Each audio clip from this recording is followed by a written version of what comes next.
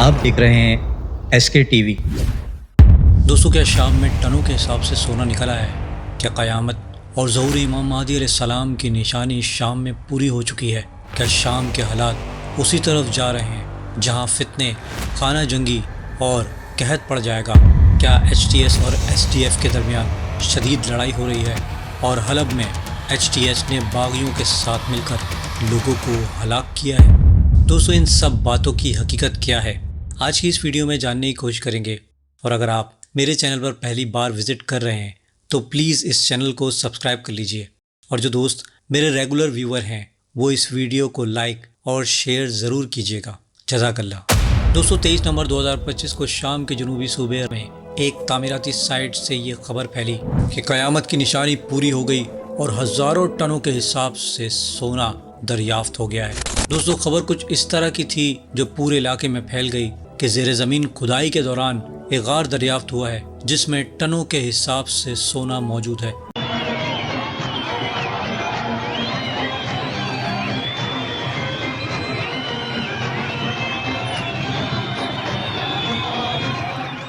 और ये खबर जंगल की आग की तरह दरआ और कनीतरा के चारों अतराफ फैल गई और हजारों लोग भागते दौड़ते इस जगह पर पहुंचने लगे और उन्होंने इस जगह धावा बोल दिया जहां पर ज़ेरे ज़मीन गार दरियाफ्त हुआ था। और जो लोग वहां मौजूद खड़े थे वो क्या कह रहे थे? कोई कह रहा था भाई यहाँ खजाना छुपा हुआ है, कोई कह रहा था ये रूमी बादशाह का सोना है, और कुछ लोग तो जमीन खोदने के लिए बड़े बड़े औजार ले आए थे। هاي وصلنا على الجورة، طالوها ما ظل شيء. هاي باب الجورة.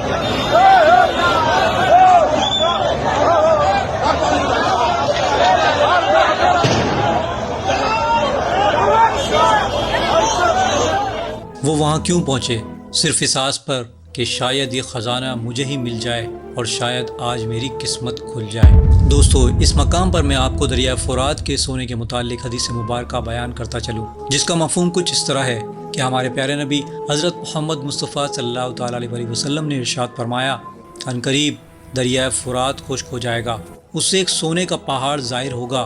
तुम में से जो शख्स उस वक्त वहाँ मौजूद हो वो उसमें से कुछ ना ले। इसी तरह दोस्तों, एक और हदीस मुबारक में रसूल करीम सल्लल्लाहु ताला अलैहि वसल्लम ने इरशाद फरमाया, क़यामत कायम ना होगी जब तक दरिया फुरात सोने के पहाड़ से ना सरक जाए। लोग उसके हुसूल के लिए लड़ेंगे, लड़ाई इतनी शदीद होगी कि 100 में से 99 मारे जाएंगे। उनमें से हर एक उस उम्मीद पर लड़ेगा कि शायद मैं बचकर रह जाने वालों में हूँ। दोस्तों, तुर्की, शाम और इराक वो ममालिक हैं जहाँ दरिया फुरात बहता है, और क़यामत से पहले इन तीनों मुल्कों में से किसी एक मुल्क में सोने का पहाड़ ज़रूर निकलेगा। मगर वो सोना उम्मत के लिए एक बहुत बड़ा फितना है, और आप सल्लल्लाहु ताला अलैहि वसल्लम ने अपनी तमाम उम्मत को खबरदार फरमाया है कि जो कोई भी उस सोने के करीब हो वो उसमें से कुछ ना ले। मगर दोस्तों, ये दज्जाली ज़माना चल रहा है, और सीरिया के इलाके दरआ अल-हादा में जिस सोने की खबर मिली, दरअसल वो एक अफवाह और झूठी खबर थी।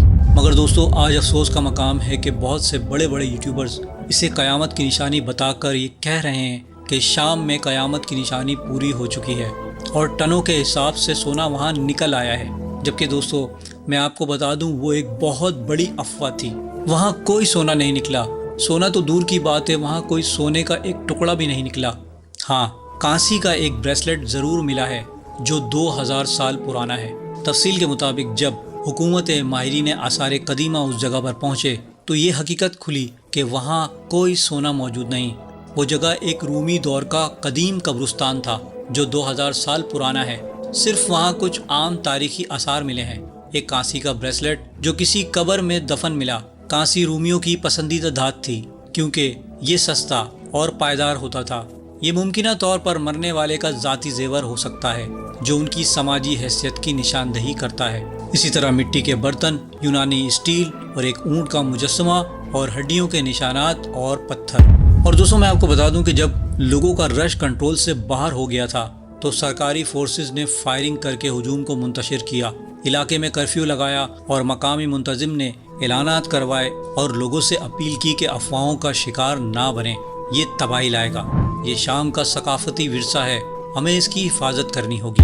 दोस्तों, शाम में गुज़िश्ता 12 साल की जंग ने लोगों को शदीद गरीब, बेरोज़गार اور مایوسی میں مبتلا کر دیا ہے۔ ایسے حالات میں جب یہاں یہ خبر پھیلی کہ ٹنوں کے حساب سے سونا دریافت ہو گیا ہے تو لوگ فوراً اس سونے کے حصول کے لیے چوٹیوں کی طرح اس مقام پر پہنچے، جبکہ وہ صرف ایک افواہ تھی۔ اور دوستو، شام کے حالات پورے 1 سال بعد اب دوبارہ خراب ہونا شروع ہو گئے ہیں، اور اس بات پر پوری دنیا کو تشویش ہے، کیونکہ دوستو بشار الاسد کا تختہ الٹنے کے بعد شام ایک نئی سیاسی تبدیلی سے گزرا، ایک ایسا دور جہاں اب تک شام کے حالات نارمل نہیں ہوئے ہیں۔ کیونکہ دوستو، جب 2025 کے آغاز میں احمد الشرا الجولانی کو شام کا عبوری صدر بنایا گیا تھا، جو خود امریکہ کی دہشت گردی لسٹ میں شامل تھا اور ایک بہت بڑی رقم اس کی ہیڈ منی پر لگائی ہوئی تھی، مگر پھر حالات بدل گئے، جذبات بدل گئے اور HTS کا سربراہ الجولانی بن گیا شام کا عبوری صدر، اور ٹائی اور سوٹ بوٹ پہن کر جنٹل مین بن گیا، اور آج وہ امریکہ کے پسندیدہ لوگوں کی فہرست میں شامل ہو چکا ہے۔ اور صدر ڈونلڈ ٹرمپ نے اپنے مڈل ایسٹ کے دورے میں الجولانی سے 1 on 1 آمنے سامنے ملاقات بھی کی تھی۔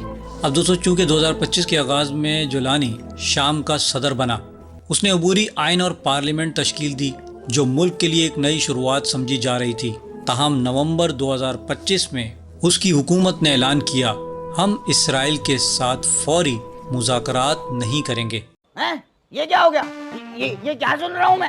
اب دوستو، مجھے یہاں نا ہنسی آ رہی ہے، کیونکہ جو آپ کے آقا ہیں، جو آپ کو لے کے آئے ہیں، آپ اگر اسرائیل کے آگے جھکو یا نہ جھکو، وہ آپ کو اسرائیل کے آگے جھکا ہی دیں گے، اور آپ یس سر اور جی سر کرتے ہوئے ان کی ہاں میں ہاں ملائیں گے۔ جبکہ دوستو، میں آپ کو بتا دوں کہ امریکی حمایت یافتہ SDF کرد فورس HTS یعنی الجولانی حکومت کو حلب میں شدید ٹکر دے رہی ہے، اور 26 نومبر کو اتنی سخت لڑائی ہوئی کہ HTS کے باغیوں کے گروپ نے حملہ کیا، جہاں اب تک کی اطلاعات کے مطابق وہاں 79 لوگ ہلاک ہو چکے ہیں، اور روسی فضائی مدد کے باوجود یہ 13 سالہ خانہ جنگی کی ایک نئی لہر ہے، اور وہاں اب حالات تبدیل ہو رہے ہیں۔ اور حال ہی میں ایک بیڈوین جوڑے کے قتل کے بعد وہاں فرقہ وارانہ فسادات پھوٹ پڑے۔ بیڈوین قبائل نے الوی علاقوں پر حملے کیے اور وہاں گھروں کو آگ لگا دی۔ اتنے نقصان کے بعد وہاں پر بھی کرفیو نافذ کرنا پڑ گیا۔ اسی طرح دوستو، ساحلی علاقے لتاکیہ میں بھی پولیس اور عوام کے تصادم کی خبریں آئی ہیں۔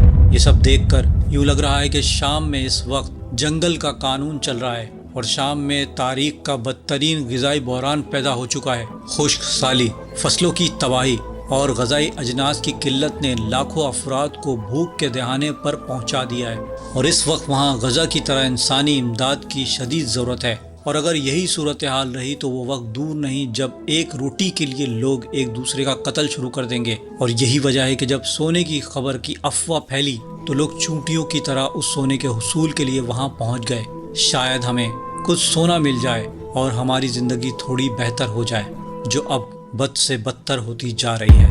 دوستو، آپ غور کیجئے کہ امت پر اس وقت وہی زمانہ آ چکا ہے جب امت پائی پائی اور اناج کے ایک ایک دانے کے لیے ترس جائے گی، اور یہ سب امام مہدی علیہ السلام کے ظہور کی نشانی ہے۔ دوستو، جامعہ ترمذی کی حدیث نمبر 2232 میں حضرت ابو سعید خدری رضی اللہ تعالیٰ عنہ کہتے ہیں کہ ایک مرتبہ ہمیں آپ صلی اللہ علیہ وسلم کے بعد پیش آنے والے حادثات کے خوف نے آ گھیرا، تو ہم نے اس سلسلے میں حضور اقدس صلی اللہ علیہ وسلم سے دریافت کیا۔ آپ صلی اللہ علیہ وسلم نے ارشاد فرمایا، گھبرانے کی کوئی بات نہیں، میری امت میں مہدی کا ظہور ہوگا جو 5 یا 7 یا 9 سال بطور خلیفہ زندہ رہیں گے۔ سالوں کی تعداد میں راوی کو شک ہے۔ ہم نے عرض کیا کہ یہ سلسلہ کب تک رہے گا؟ فرمایا کئی سال۔